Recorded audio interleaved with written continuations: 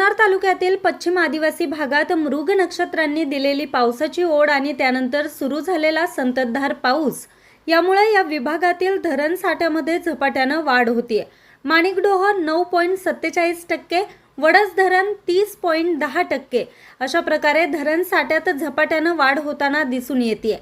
पावसामुळे बळीराजा सुकावला असला तरी काही शेतकऱ्यांच्या पेरण्या बाकी आहेत, तर आदिवासी भागात संततधार पावसामुळे भात रोपे गाडली गेलीत। नदी नाले तुडुंब भरून वाहत आहे।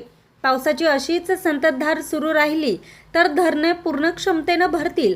नदीकाठच्या ग्रामस्थांनी सतर्क राहावं असा सल्ला प्रशासनाकडून देण्यात आलाय। न्यूज रिपोर्टर विजय बोंबले, आज 24 तास, खानगाव।